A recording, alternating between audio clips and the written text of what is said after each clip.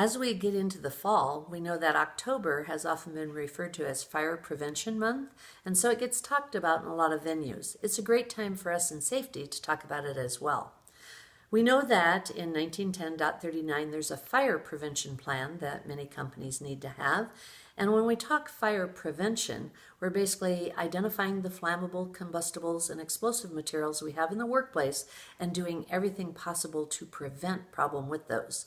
So if we remember the fire triangle, we know we can't have a fire unless we have heat, fuel, and oxygen.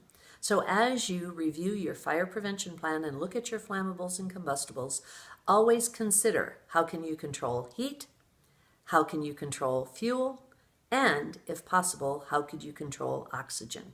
If you control one of the three, then you'll be doing what it takes to prevent fires and explosions. Now, in addition, we also need to prepare for what to do in case of a fire, and this is oftentimes the month that we talk about fire extinguisher use or fire suppression systems or other things that are important for us to recognize, even just our emergency action plan on how to respond if there's a fire in the workplace.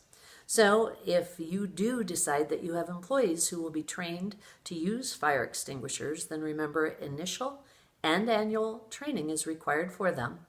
And always, hands-on or simulated training is the best way to go with that, using the pull, aim, squeeze, sweep, pass scenario to help make sure that they're very comfortable in knowing how to use a fire extinguisher, and more importantly, understanding the limitations and that it's just as necessary to be calling the fire department for backup. In addition, when we talk about this with our employees, whether it's just their response to an emergency action plan related to fires, whether they get out or whether they do actually use suppression systems, is to also remind them that this is a good thing to do at home. The kids are probably talking about it at school. They might be reading about it in magazines or other places like that. So remind them that doing an emergency action plan, knowing what to do in response of fires, and teaching the kids to know what to do too is very helpful.